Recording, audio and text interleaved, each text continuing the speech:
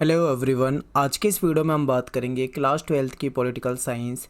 Chapter 8वां है हमारा भारतीय राजनीति नए बदलाव। ठीक है, इसको देखेंगे हम। और अकॉर्डिंग टू लेटेस्ट सिलेबस आपको बता रहा हूँ मैं, ये सिलेबस आप देख लीजिए। ये सारे के सारे टॉपिक जो हैं हमको इस साल पढ़ने हैं। ठीक है, ये सारे के सारे टॉपिक हमको तैयार करने हैं और इनमें से ही क्वेश्चन आपके पेपर के लिए बनेंगे। मेरा नाम सत्येंद्र प्रताप है। आप मुझे इंस्टाग्राम पे फॉलो कर सकते हो। एकलव्य स्टडी पॉइंट ये मेरा यूज़र नेम है और हमारी वेबसाइट है eklavyastudypoint.com। यहाँ पे जाके आप नोट्स पढ़ सकते हैं। फ्री में आपको यहाँ पे नोट्स अवेलेबल हैं। ठीक है, और जो वीडियो लेक्चर की पीडीएफ आपको चाहिए तो आप पीडीएफ भी फ्री में डाउनलोड कर सकते हो। क्लास 12 ESP न्यू ग्रुप नाम से टेलीग्राम पे ग्रुप है, आप इसमें जाके जुड़ जाइए और वहाँ से डाउनलोड कीजिए। तो चलिए स्टार्ट करते हैं वीडियो को। सबसे पहला टॉपिक हमारा यही है कि 1990 के दशक में कुछ 5 महत्वपूर्ण घटनाएं हैं जिसके ऊपर ये पूरा का पूरा चैप्टर है और इन सब चीज़ों को यहाँ पे हम ध्यान से देखेंगे। ठीक है, तो देखिए 1980 के दशक के आखिर के वर्षों में कुछ 5 बदलाव हुए। ठीक है, आखिर के वर्ष में मेनली 1 या 2 ही बदलाव थे, बाकी सब 1990 के दशक के स्टार्टिंग में, मध्य में ऐसे आ रहे हैं। ठीक है, तो इसको समझते हैं कि क्या वो बदलाव, कौन कौन से वो बदलाव हैं। तो सबसे पहला बदलाव तो ये है कि कांग्रेस 1989 में चुनाव हारी। तो अब आप कहोगे कि भाई ये कौन सा बदलाव है, इससे पहले भी वो हार चुके हैं। तो यहाँ पे सबसे बड़ा बदलाव ये है कि 1989 में कांग्रेस केंद्र से, यानी जो केंद्र में जो एक तरफा बहुमत लेके आती थी कभी, यहाँ पे इसकी स्थिति बहुत ख़राब हो गई थी। ठीक है, और इसके बाद से आज तक कांग्रेस दोबारा कभी भी बहुमत नहीं ला पाई है। ठीक है, इसके बाद जितनी भी सरकारें बनी हैं वो सभी की सभी सरकारें जो थी वो गठबंधन की थी।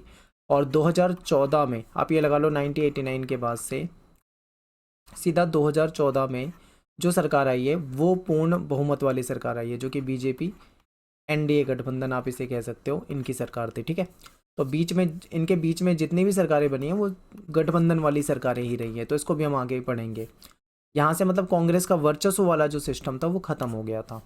फिर नेक्स्ट टॉपिक है मंडल मुद्दा। मंडल मुद्दा जो है वो भारतीय राजनीति में इस समय बहुत ही ज़्यादा पॉपुलर हुआ था और इससे आपके पेपर में शॉर्ट क्वेश्चन पूछ लेते हैं। 2 नंबर का क्वेश्चन आ जाता है कई बार। ठीक है, तो ये इंपॉर्टेंट भी है पेपर के नज़रिए से। फिर नई आर्थिक नीति अपनाई गई थी 1991 के आसपास, आप देखोगे तो ये भी इम्पोर्टेंट है। और बाबरी मस्जिद का विध्वंस हो गया था, इसको गिरा दिया गया था। ठीक है, और राजीव गांधी जो थे उनकी हत्या कर दी गई थी। ठीक है, तो ये कुछ मुख्य मुद्दे हैं जो कि हम इस चैप्टर में पढ़ेंगे। तो चलिए देखते हैं, समझते हैं एक एक चीज़ को। देखिए, इंदिरा गांधी की हत्या जो है 1984 में कर दी गई थी। ठीक है, 1984 में जब इनकी हत्या कर दी गई थी तो उसके बाद राजीव गांधी जो थे वो देश के अगले प्रधानमंत्री बने थे। तो 1984 में राजीव गांधी को बहुत भारी बहुमत मिला था, क्योंकि देखिए सहानुभूति इनके साथ जुड़ी हुई थी, क्योंकि ये इंदिरा गांधी के बेटे थे। इंदिरा गांधी की हत्या हुई थी तो कहीं ना कहीं इनको सहानुभूति के वोट भी इनको काफ़ी ज़्यादा मिले थे। तो पहली बार भारत की राजनीति में ऐसा हुआ था कि लोकसभा में किसी पार्टी को 415 सीटें मिली। ये कि एक रिकॉर्ड है जो कि आज तक नहीं मिली है। ठीक है, तो ये इंपॉर्टेंट है, आपको याद रखना है। ये एक लाइन जो है ये आपके पेपर में पूछी जा सकती है कि ये जो 415 सीटें थी ये कब मिली थी और किसे मिली थी।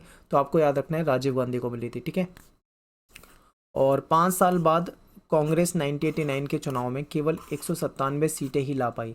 अब आप सोचो कि 1984 के चुनाव में इतनी सीटें आ रही है, कहाँ 415 और कहाँ 5 साल में 197 पे आ गई। ठीक है, ये यहाँ से मतलब कहीं ना कहीं कांग्रेस का वर्चस्व जो था वो धीरे धीरे ख़त्म हो रहा था। और फिर 1991 में मध्य अवधि यानी बीच में ही चुनाव कराए गए थे। कांग्रेस इस बार अपना आंकड़ा सुधारते हुए सत्ता में आई और 1989 की परिघटना से कांग्रेस प्रणाली समाप्त हो गई थी। कांग्रेस प्रणाली क्या है, देखिए आप देखोगे कि 1951 से लेके बाद के चुनाव में, ठीक है, 1951-52 में चुनाव हुए थे, इसको वैसे 1952 का ही चुनाव कहा जाता है। फिर 1957 में, ठीक है, 1962 में, फिर 1967 में, 1971 में, 71-72, और फिर इस तरीके से जितनी भी आप देखोगे ज़्यादातर हर जगह कांग्रेस को बहुमत मिलता था। ठीक है, लेकिन 1989 में ऐसा हुआ कि कांग्रेस बहुत बुरी तरीके से हारी थी। अब यहाँ पे 1977 का चुनाव भी हो जाएगा इमरजेंसी वाला, लेकिन वो अलग मुद्दा है, इसीलिए मैं उस बात को यहाँ पे नहीं कर रहा हूँ, क्योंकि वो मुद्दा ही अलग था, इसलिए वो कांग्रेस हारी थी। लेकिन यहाँ पे क्या था, क्योंकि 1977 के बाद फिर से कांग्रेस वापस से जीतने लगी थी ना, लेकिन 1989 के बाद जब वो हारी है तो दोबारा कभी उसको इतनी सीटें नहीं मिली कि वो अपने बहुमत, यानी अपने दम पे सरकार बना सके, ठीक है। हमेशा जो सरकारें बनी थी वो गठबंधन की सरकारें बनी थी, चाहे वो कांग्रेस की हो चाहे वो बीजेपी की हो। 1989 के बाद जितनी भी सरकारें बनती थी वो सारी की सारी गठबंधन की सरकारें ही होती थी।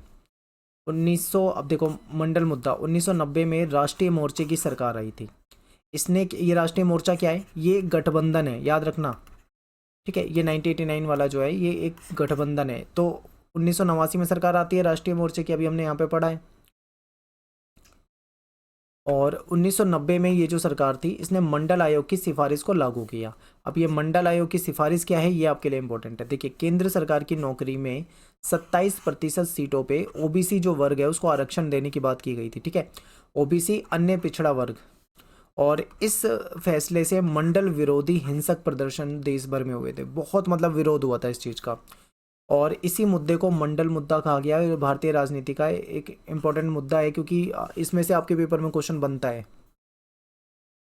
इसी समय सरकार ने नई आर्थिक नीतियों को अपनाया। कुछ दलों ने इसकी आलोचना भी की थी। 1992 में क्या होता है, दिसंबर में बाबरी मस्जिद का विध्वंस की घटना सामने आई और बाबरी मस्जिद को गिरा दिया गया था। और इस घटना से कई राजनीतिक परिवर्तन हुए देश में हिंदुत्व की राजनीति को भाजपा के द्वारा बढ़ाया गया था इस समय। और 1991 में आपको पता है कि राजीव गांधी की हत्या भी हो गई थी, जो कि तमिलनाडु साइड में गए थे अपने एक चुनाव अभियान की रैली दौरे वगैरह में गए थे, वहाँ पे इनकी हत्या कर दी गई थी, ठीक है। तो ये कुछ बातें हैं, ये सारी की सारी हमें पढ़नी है। राजीव गांधी की हत्या हो गई, ठीक है, भाजपा की राजनीति इसमें आ गई, और ये बाबरी मस्जिद का विध्वंस हो गया, ठीक है। और हमने क्या पढ़ा, मंडल मुद्दा पढ़ा, हमने ये भी पढ़ा कि कांग्रेस का वर्चस्व धीरे धीरे खत्म हो रहा था, गठबंधन का दौर शुरू हो गया था। तो ये 4-5 बातें जो बताई है ना, ये समरी टाइप में बता रहा हूँ, ठीक है। अब हम एक एक चीज़ को बहुत डिटेल में जानेंगे। तो सबसे पहले बात करते हैं गठबंधन का युग। देखिए यहाँ पे आप समझिए, मैं आपको बता रहा हूँ कि 1952 का आप लोकसभा का रिजल्ट देखिए, पूर्ण बहुमत है। 57 का आप देखोगे पूर्ण बहुमत है, ठीक है। 62, 67, 71, आगे चलते जाओगे तो आपको क्या है, बहुमत वाली सरकारें मिलेंगी, ठीक है। फिर 1977 में नहीं होता है, लेकिन 1977 के बाद जो चुनाव आते हैं फिर से उसमें बहुमत मिल जाता है, ठीक है। 84 में बहुमत मिल जाता है। फिर 84 के बाद जब इंदिरा गांधी की हत्या हो जाती है फिर से बहुमत मिल जाता है। लेकिन जैसे ही 1989 आता है यहाँ पे बहुमत नहीं मिलता, और उसके बाद दोबारा कभी बहुमत नहीं मिलता, ठीक है। तो ये इंपॉर्टेंट है। और यहाँ पे मैं कांग्रेस की बात कर रहा हूँ खासकर, क्योंकि 2014 में जब बीजेपी की सरकार आती है तो वो बहुमत वाली सरकार होती है, इस चीज़ को ध्यान रखना। तो 1989 में कांग्रेस हार गई। किसी दूसरी पार्टी को इतनी सीटें नहीं मिली कि वे सरकार बना ले, यानी कि अपने दम पे सरकार बना ले, ठीक है। इतनी मतलब इतनी सीटें नहीं मिली, बहुमत मिला ही नहीं। कांग्रेस अभी भी लोकसभा में बड़ी पार्टी थी, क्योंकि सीटें इसको मिली हैं, ठीक है। कम सीटें मिली है लेकिन पार्टी लोकसभा में फिर भी अभी सबसे बड़ी यही है। लेकिन कांग्रेस ने विपक्ष में बैठने का फैसला किया। कांग्रेस ने फैसला किया कि इस बार हम विपक्ष में बैठेंगे, कि दूसरों को मौका दिया जाए, बनाओ सरकार। तो ऐसे में क्या था, किसी के पास बहुमत ही नहीं था तो सरकार कैसे बनाएंगे, सोचो। तो ऐसे में क्या था, एक ऑप्शन था गठबंधन का। तो राष्ट्रीय मोर्चा जो है इसने गठबंधन की सरकार बनाई। कांग्रेस क्या है, बाहर है, याद रखिए, कांग्रेस सत्ता से बाहर है, विपक्ष में है। और इसको राष्ट्रीय मोर्चा को किसने समर्थन दिया, तो इसको आप एक तरह से कह लो कि बीजेपी ने, जनता दल ने, इन सब पार्टियों ने इसको समर्थन दिया, ठीक है। तो राष्ट्रीय मोर्चा को 1989 में जो गठबंधन सरकार बनाई थी, इससे जनता दल जो जनता पार्टी थी इसने सपोर्ट कर दिया। जो लोकल जो क्षेत्रीय पार्टियां थी उन्होंने भी इसको सपोर्ट कर दिया, समर्थन कर दिया। बीजेपी जो थी इसने भी सपोर्ट कर दिया। वाम मोर्चा जो था इसने भी कहीं ना कहीं, जो वामपंथी लोग थे वो, इन्होंने भी इसको समर्थन कर दिया। तो इस तरीके से इसको समर्थन मिल गया और इसने अपनी सरकार बना ली। तो यहाँ पे राष्ट्रीय मोर्चे की सरकार है और कांग्रेस जो है विपक्ष में बैठी हुई है, याद रखना। ऐसा ही गठबंधन दोबारा भी बनेगा 1996 में, ठीक है, उसको भी हम देखेंगे। तो यहाँ पे आपको ये समझना है बीजेपी ने इसको सपोर्ट क्यों करा, क्योंकि बीजेपी चाहती थी कांग्रेस सत्ता में ना आए, कांग्रेस सत्ता से बाहर रहे। क्लियर है, आगे देखो। फिर गठबंधन की राजनीति यहाँ से शुरू होती है। तो 1990 के दशक में कुछ ताकतवर पार्टियां और आंदोलन का क्रम चलता रहा। कई आंदोलन हो रहे थे इस दौरान, ठीक है। इन पार्टी तथा आंदोलन ने दलित और पिछड़े वर्गों, ओबीसी की नुमाइंदगी करी थी। और 1996 में एक सरकार बनती है जो कि संयुक्त मोर्चे की सरकार है। जिस तरीके से अभी हम राष्ट्रीय मोर्चा पढ़ रहे हैं ना, ऐसे ये संयुक्त मोर्चा भी था और ये एक गठबंधन सरकार ही है, ठीक है। इसमें क्या होता है, इसमें कई सारी पार्टियां जो थी उसने इसको सपोर्ट कर दिया। 1989 के राष्ट्रीय मोर्चे की ही तरह ये संयुक्त मोर्चा भी एक गठबंधन था। और संयुक्त मोर्चा की ने 1996 में अपनी सरकार बनाई थी। कांग्रेस जो थी इसने समर्थन दिया था। इस जैसे बीजेपी पहले कांग्रेस को बाहर देखना चाहती थी, इस बार कांग्रेस बीजेपी को बाहर देखना चाहती है, इसलिए इसने उसको सपोर्ट कर दिया, ठीक है। सरकारें चल तो रही है लेकिन गठबंधन की सरकारें चल रही हैं, याद रखें। फिर 1989 में भाजपा और वाम मोर्चे दोनों ने राष्ट्रीय मोर्चा की सरकार को अपना सपोर्ट दिया था, समर्थन दिया था, क्योंकि ये दोनों कांग्रेस को सत्ता से बाहर देखना चाहते थे। इसी तरीके से कांग्रेस ने संयुक्त मोर्चा, जो कि 1996 में सरकार बनती है, इसको अपना सपोर्ट दे दिया, समर्थन दे दिया, क्योंकि ये भाजपा और वाम मोर्चे को सत्ता से बाहर देखना चाहते हैं। तो ये इस तरीके की राजनीति चली। भारतीय जनता पार्टी जो थी वो 1991 से 1996 के चुनाव में अपनी स्थिति मजबूत की, क्योंकि देखिए ये जो भाजपा है, इसको पहले इतना समर्थन नहीं था, इतनी ज़्यादा इसकी सीटें नहीं आ रही थी, लेकिन यहाँ पे इसने अपनी स्थिति को मजबूत किया था, ठीक है। और ये एक बड़ी पार्टी बन रही थी, तो 1996 में बीजेपी जो थी वो सबसे बड़ी पार्टी बन के उभरी थी और भाजपा को सरकार बनाने का मौका मिला था। लेकिन जो दूसरे जो राजनीतिक दल थे वो इनके खिलाफ थे, इनके सपोर्ट में नहीं थे, ठीक है। भाजपा लोकसभा में अपना बहुमत नहीं साबित कर पाई थी, क्योंकि बहुमत नहीं मिल पाया था, बाकी सपोर्ट किसी को मिल नहीं रहा था। तो ऐसे में भाजपा जो है, बीजेपी जो है, इसने राष्ट्रीय गठबंधन बनाया था, एक एनडीए, और इसको राष्ट्रीय जनतांत्रिक गठबंधन कहा जाता है, ठीक है। तो ये इंपॉर्टेंट है, आपके पेपर में आता है, कई बार आपसे पूछ लेते हैं, बताइए एनडीए का पूरा नाम क्या है, तो आपको पता होना चाहिए ये राष्ट्रीय जनतांत्रिक गठबंधन है। और ये किसका गठबंधन है, तो आपको ध्यान रखना है ये बीजेपी का गठबंधन है, ठीक है। बीजेपी एंड अदर पार्टी जो भी उसकी सपोर्ट में आती है वो सब इसमें एनडीए में रहती थी। इस प्रकार गठबंधन की राजनीति का एक लंबा दौर चला, जो कि 2014 में आकर टूटा, क्योंकि 2014 में जो चुनाव हुए थे इसमें मोदी जी पहली बार जो प्राइम मिनिस्टर बने थे, तो इनको पूर्ण बहुमत मिल गया था, ठीक है। पिछले 30 सालों में आप देखोगे तो कभी बहुमत नहीं मिल पा रहा था, वो यहाँ पे मिल गया था। सन 2014 में भारतीय जनता पार्टी ने बहुत बहुमत का जो आंकड़ा था, ठीक है, उसको पार कर लिया था। जितनी सीटें बहुमत के लिए चाहिए होती थी उससे ज़्यादा प्राप्त कर ली थी। और 2019 में दोबारा जो चुनाव होते हैं उसमें फिर से बहुमत मिल जाता है इनको। और अब ऐसा लगता है कि गठबंधन का दौर जो है वो भारतीय राजनीति से शायद खत्म हो जाएगा, ठीक है। अभी 2024 में पता लगेगा कि 2024 में फिर से लोकसभा चुनाव है, तब पता लगेगा कि इस बार कौन सी सरकार आती है, गठबंधन की आती है या फिर से पूर्ण बहुमत वाली आती है। भारतीय राजनीति में एक इम्पॉर्टेंट जो चीज़ है वो है भारतीय जनता पार्टी का उदय, ठीक है। याद रखना 1996 के बाद ये मजबूत होती गई है। भारतीय जनता पार्टी 1998 के मई में और 1999 के जून तक सरकार में रही, और 1999 में इस गठबंधन ने दोबारा सत्ता हासिल करी और अटल बिहारी वाजपेयी जो थे वो प्राइम मिनिस्टर बने थे। और 1999 में जो एनडीए की सरकार थी इसने अपना कार्यकाल पूरा करा। देखिए इससे पहले कार्यकाल नहीं पूरा कर पा रहे थे, लेकिन यहाँ पे इसने पूरा कार्यकाल पूरा कर लिया, पूरे 5 साल अपनी सरकार चला ली। फिर 2004 में जो दूसरी सरकार आती है, ठीक है, वो आती है यूपीए की। अब यूपीए क्या है, यूपीए जो है ये कांग्रेस का गठबंधन है, याद रखें। तो इसको सप्रंग कहते हैं, यानी संयुक्त प्रगतिशील गठबंधन हिंदी में। तो यूपीए का फुल फॉर्म क्या है ये आपको याद रखना है। और इस तरीके से सरकारें चली हैं। वापस से एक बार रिवाइज कर लो, 1989 में क्या था, राष्ट्रीय मोर्चे की सरकार थी, बीजेपी ने सपोर्ट किया था, वाम मोर्चे ने सपोर्ट किया था, पढ़ा था हमने।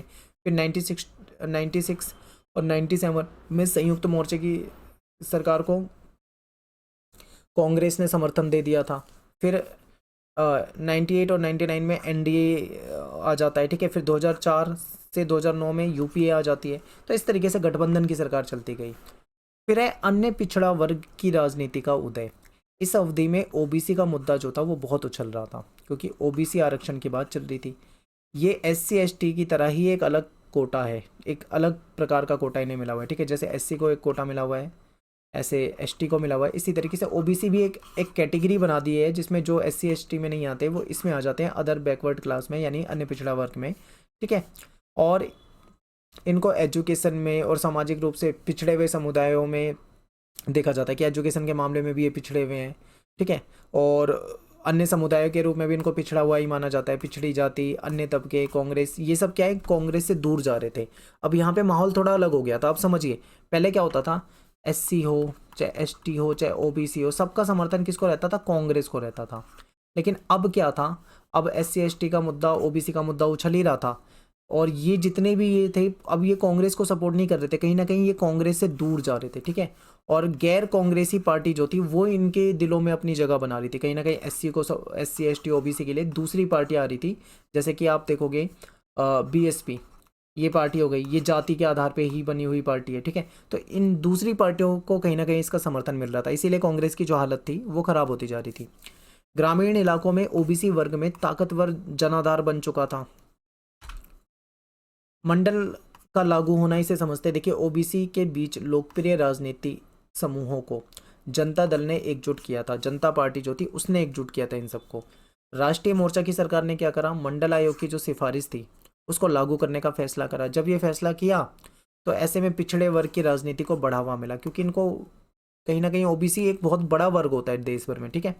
और आरक्षण के सवाल पर भी विवाद हो गए थे, क्योंकि जब इनको ओबीसी को आरक्षण की बात की गई थी तो देश में कई जगह हिंसक आंदोलन भी हुए थे। कई लोग जो आरक्षण को सपोर्ट नहीं करते वो इसका विरोध भी कर रहे थे। राजनीतिक परिणाम क्या होते हैं ये समझिए। 1980 के दशक में दलित जातियों के लिए राजनीतिक संगठन का भी उद्भव हुआ। कई सारी ऐसी राजनीतिक संगठन बने जो कि दलितों की राजनीति को लेकर आगे चले थे, ठीक है। 1978 में बामसेफ बना था, और बामसेफ जो है इसने SC ST OBC और माइनॉरिटी की राजनीतिक सत्ता की तरफदारी करी थी। कहीं ना कहीं SC ST OBC की राजनीति को लेकर सामने आ रहा था।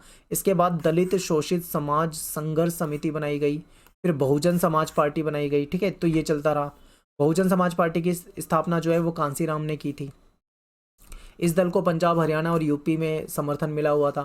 फिर 1989 और 1991 के चुनाव में उत्तर प्रदेश में भी इसको सफलता मिली। इसने अपनी सरकार भी बनाई है, ठीक है। यूपी में इन्होंने अपनी सरकार भी चलाई है, तो ये इंपॉर्टेंट है। तो यहाँ पे आपको एक चीज़ समझ में आ रही होगी कि यहाँ पे राजनीतिक माहौल जो है बिल्कुल बदलता जा रहा है, ठीक है। और जो SC ST OBC जो कभी ये कांग्रेस को समर्थन करते थे, अब ये धीरे धीरे इनका जो वोट बैंक है, वोट है, वो दूसरी पार्टियों को जा रहा है, जैसे कि BSP हो गई या अन्य पार्टियां हो गई, इस तरीके से। मंडल आयोग को समझ लो। देखिए मंडल आयोग जो है 1978 में बना था। इसके अध्यक्ष जो थे बंदेश्वरी प्रसाद मंडल, यानी इनको BP मंडल कहा जाता है, ठीक है। ओबीसी वर्ग की दशा सुधारने के लिए इन्होंने काम किया, और 1990 में राष्ट्रीय मोर्चा की सरकार ने मंडल आयोग की सिफारिशों को लागू करने का फैसला किया था। अब यहाँ पे ये सब हो गया, इतना आपको समझ में आया। एक मुद्दा और है शाहबानो का, ये इंपॉर्टेंट है, ये भी समझ लो। देखिए शाहबानो जो थी एक मुस्लिम महिला थी। इसकी एज जो है, उम्र जो है वो 62 वर्ष की थी। इसके पति ने इसको क्या कर दिया था, तलाक दे दिया था, और पति से इसने गुजारा भत्ता प्राप्त करने के लिए अदालत में अर्जी लगाई थी। और अदालत यानी सुप्रीम कोर्ट ने साहबानों के पक्ष में फैसला सुनाया और ये कहा कि इसका जो पति है वो इनको क्या करेगा, गुजारा भत्ता देगा, ठीक है। लेकिन जो मुस्लिम समाज था, इन्होंने इस फैसले को मानने से इनकार कर दिया, और इन्होंने इसे पर्सनल लॉ में हस्तक्षेप माना, और इसको लेकर फिर विवाद हो गया। तो अदालत के फैसले का विरोध किया गया था मुस्लिम नेताओं ने, की मांग के अनुसार सरकार जो थी उस समय की, वो इनके दबाव में आ गई। सरकार ने क्या किया, मुस्लिम महिला अधिनियम पास किया, और जो सुप्रीम कोर्ट का फैसला आया था उसको बदल दिया, निरस्त कर दिया, ठीक है। यहाँ पे क्या होता है, यहाँ पे कहीं ना कहीं जो महिला संगठन है, बुद्धिजीवी है, भाजपा और अन्य दल, इन सब ने इसका विरोध करा। यहाँ पे बिल्कुल माहौल बदल जाता है कि सुप्रीम कोर्ट के फैसले को बदलना, ठीक है, जो कि गलत था, बिल्कुल गलत था। इसके लिए पूरे देश में मतलब आंदोलन हुए, विरोध हुआ। कहीं ना कहीं जो बाकी राजनीतिक पार्टियां थी वो भी इसका विरोध कर रही थी, ये चला। फिर एक अयोध्या विवाद भी है, ठीक है, बाबरी मस्जिद वाला, ये भी इंपॉर्टेंट है, यहाँ से भी बनते क्वेश्चन। 1986 में फैजाबाद अदालत ने एक फैसला दिया कि जो बाबरी मस्जिद का अहाता है उसको खोल दिया जाए, उसका ताला, ताकि हिंदू लोग जो है वहाँ पे पूजा कर सके। अयोध्या स्थित बाबरी मस्जिद जो है, ये विवाद जो है ये काफ़ी पुराना है। बाबरी मस्जिद का निर्माण जो है वो मीर बाकी ने 16वीं सदी में कराया था। हिंदू लोगों का ये मानना था कि राम मंदिर को तोड़कर इस मस्जिद को बनाया गया है। तो ये मामला जो था ये अदालत में था। ऐसे में ताला खुला, जैसे ही ताला खुलता है तो दोनों पक्षों में कहीं ना कहीं लामबंदी शुरू हो जाती है। मुस्लिम उधर इकट्ठे होने शुरू हो जाते हैं, इधर हिंदू इकट्ठे होने शुरू हो जाते हैं। तो हिंदू और मुस्लिम संगठनों ने अपने अपने लोगों को लामबंद करना शुरू कर दिया। भाजपा ने क्या करा, इसको चुनावी मुद्दा बना दिया और राजनीतिक मुद्दा भी बना लिया। RSS और विश्व हिंदू परिषद भी इससे जुड़ गए, और गुजरात के सोमनाथ मंदिर से यूपी तक इन्होंने क्या करा, एक रथ यात्रा निकाली, और इसमें बहुत सारे जो राम भक्त थे वो सभी शामिल हुए। फिर इसके बाद क्या होता है, राम मंदिर समर्थकों ने कार सेवा का आयोजन किया। राम भक्तों से राम मंदिर में श्रमदान के लिए कहा गया। देश का माहौल जो था वो तनावपूर्ण हो गया था, ठीक है। अयोध्या में सबसे ज़्यादा तनाव था, बहुत ज़्यादा। अदालत ने राज्य को मस्जिद की सुरक्षा के लिए आदेश दे दिए थे, लेकिन क्या होता है, 6 दिसंबर 1992 को लोगों ने मस्जिद को गिरा दिया। अब जैसे ही मस्जिद को गिरा दिया जाता है, ये खबर जो है देश भर में फैल जाती है, और मुस्लिम और हिंदुओं के बीच में हिंसा, लड़ाई झगड़ा शुरू हो जाता है। यूपी की जो सरकार थी, भाजपा की सरकार, उसको केंद्र की सरकार ने बर्खास्त कर दिया, क्योंकि वो उसको सिक्योरिटी नहीं दे पाई, ठीक है। अन्य राज्यों में जहां भाजपा की सरकार थी वहां पे भी राष्ट्रपति शासन लगा दिया गया। यूपी के मुख्यमंत्री के खिलाफ अदालत की अवमानना का मुकदमा भी चला। भाजपा ने अफसोस जताया, केंद्र सरकार ने जांच आयोग भी बिठा दिया। ज़्यादातर राजनीतिक पार्टी जो थी उन सभी ने इसकी निंदा करी थी, इस घटना की, और इसे धर्मनिरपेक्षता के खिलाफ बताया था। तो ये था, ठीक है। ये तो हो गया अयोध्या और ये बाबरी मस्जिद वाला विवाद। अब यहीं पे एक और गुजरात वाला विवाद भी है, इसको समझते हैं। 2002 के फरवरी में क्या होता है, पूरी कहानी समझिए पहले। गोधरा स्टेशन था, यहाँ पे एक घटना घट जाती है कि अयोध्या से एक ट्रेन आ रही होती है, इसकी एक बोगी होती है जिसमें कार सेवक बैठे होते हैं, ठीक है। इसमें आग लग जाती है, इसमें 57 व्यक्ति जो हैं वो जलकर मर जाते हैं आग में। ऐसा संदेह होता है कि मुसलमानों ने आग लगाई है, क्योंकि वहाँ पे बाबरी मस्जिद वाला केस हुआ था, यहाँ पे ऐसा हो गया। तो ऐसे में लोगों को शक हुआ कि मुसलमानों ने करा है, और उन्होंने फिर हिंदू और मुस्लिमों के बीच में 2002 में, ठीक है, गुजरात में बड़े पैमाने पे हिंसा फैल गई थी। अगले दिन गुजरात के कई भागों में मुसलमानों के खिलाफ बड़े पैमाने पे हिंसा हुई। 1 महीने तक हिंसा ऐसे ही चलती रही, ठीक है। लगभग लगभग माना जाता है 1000-1100 लोग इसमें मारे गए थे। मानवाधिकार आयोग जो था उसने भी गुजरात सरकार की आलोचना की थी, और इसे कहीं ना कहीं लोकतांत्रिक राजनीति के लिए खतरा माना गया था, ठीक है। तो ये कुछ इंपॉर्टेंट पॉइंट है जो आपको पता होने चाहिए। यहाँ पे कई सारी घटना बता दी मैंने आपको, बाबरी मस्जिद की बता दी, गोधरा कांड बता दिया, और यहाँ पे हमने जो शाहबानो वाला मामला है इसको भी पढ़ लिया। ये सारे के सारे भारतीय राजनीति में महत्वपूर्ण मुद्दे रहे हैं। अगला टॉपिक है एक नई सहमति का उदय। देखिए 1989 के बाद की अवधि में कांग्रेस के पतन और भाजपा के उदय के रूप में इसको देखा जाता है, क्योंकि कांग्रेस यहाँ पे कमजोर होती जा रही थी और भाजपा यहाँ पे मजबूत हो रही थी।